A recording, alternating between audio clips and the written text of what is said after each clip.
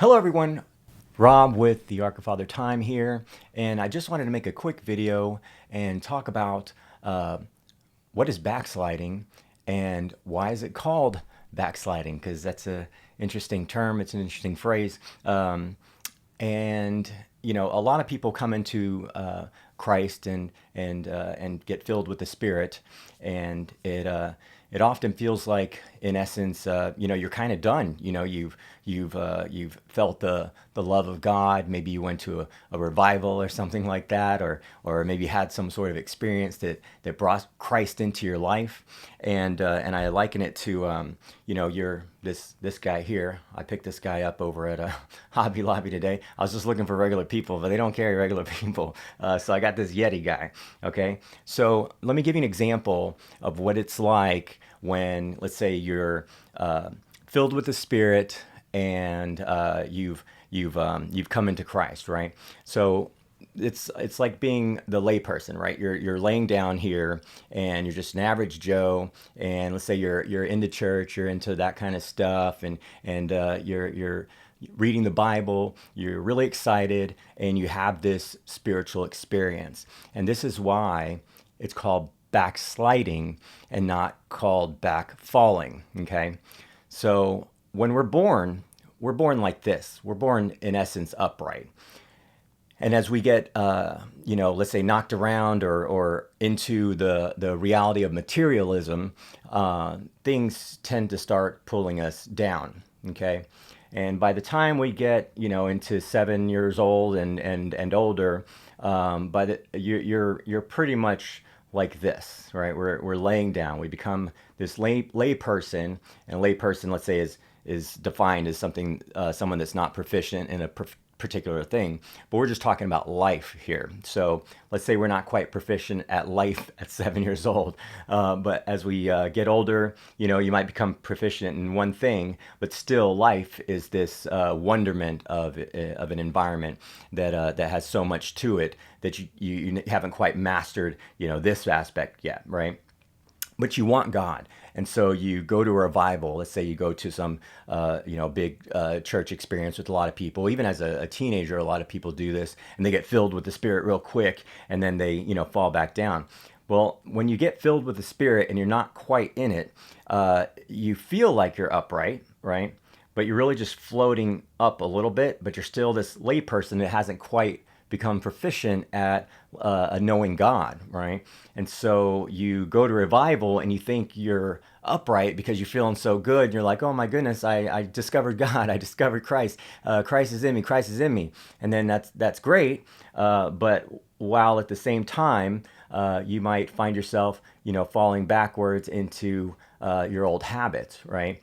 So in the essence, you weren't ever up to this point. You were always filled up, and then as you get filled up, you start, let's say you're really into alcohol, and you have a lot of bad experiences with alcohol. So you go to a revival and you go, oh man, that's amazing. I'm never gonna drink again. I'm feeling great. I feel the Holy Spirit running all through me. So then you get filled up. You were down here a little bit, and now you're filled up, and you're going, oh, that's great. And so you get filled with the Spirit, and you go, well, maybe it's not too bad to have this drink, because I'm filled with the Spirit, and it even validates itself because you have the drink. You end up not being, a jerk or, blowing up or whatever, and you're like, oh, that's good, but you don't realize you're coming into old habits, and you start falling back down, and then you go and you have another drink because the first one was so successful, and you go, that's me, and you go and let's say it works, but you're still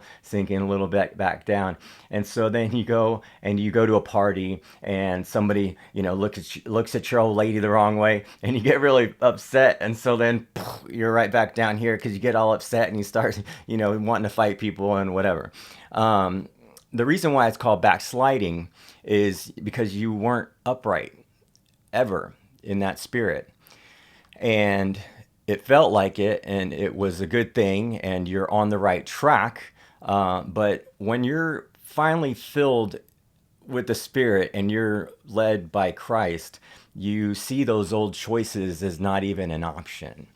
you take those out of your life completely. And like me, I'm a pretty good drinker in the essence, or in the sense that I've never been super bad at getting really upset and things like that. Now I've had those moments. There's no doubt about that, where I got really angry while drunk. But I wasn't someone who was consistent with that. I was always a pretty nice guy. Back in my younger days, we go bar hopping, and we go from one bar to the next bar, and then you realize that everybody's getting really wasted because they didn't want to let some of us in, and some of us would get really rowdy, and some of us were really consistent with that. But I was always the guy that, it doesn't matter how drunk I was, I'm always going to look pretty sober, which is not a good thing. It's not good either way.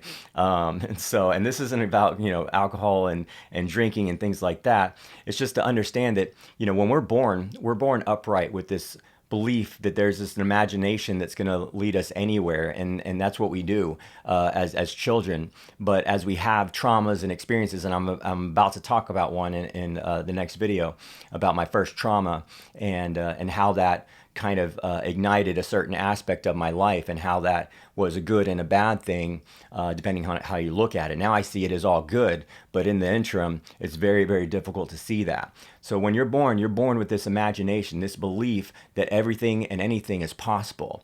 And that's what God wants you to know and wants you to believe. Unfortunately, reality sets in, and it turns out not everybody thinks like that. It turns out not every adult is there to be your friend, and it turns out not every kid is there to be your friend, and not every experience is going to be the experience that you hoped it would be. And because of that, the imagination of who we are, the gift of Christ within us that allows us to express ourselves in the most positive possible way with love and grace, we slowly get pulled down. We get pulled down. I call it gravity. It's the grave I tie myself to. And so we start falling back down into this grave, in essence, and we believe that the world becomes finite, and that it's not infinite, and that God's love is somehow finite and not infinite, and that Christ's peace and love and grace and mercy is somehow finite and not infinite, and it's the exact opposite of that. It's infinity. It's perfect. It looks crazy, and that's why it's perfect, and it has all different arrangements, and we all have different experiences, and they all touch us in different ways. It's understanding that everybody's going through their own experiences, their own past, their own journey, and the quicker we get to Christ, the better off we're going to be, because all the little habits that are holding us down are not the things that we're going to use or utilize in order to progress through God. This is why, if you don't want to backslide, you really need to keep God in your heart 24/7.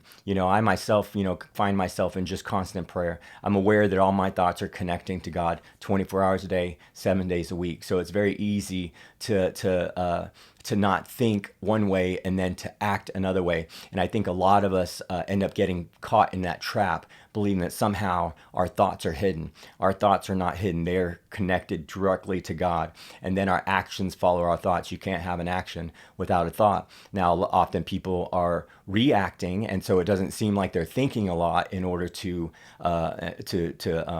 move. But the reality is they're reacting through a memory. So that memory of reaction, someone says something, oh, I don't like that, so I'm going to respond in this way, is ingrained in your body. No different than you have no idea how you got to work today. You've driven to work so often that you don't even need to worry about how to get there. You've driven home so often, it's like when you get home, you go, wait, gosh, I didn't even realize I was in the car. I was busy doing other things, thinking about other things. And this is what the body is.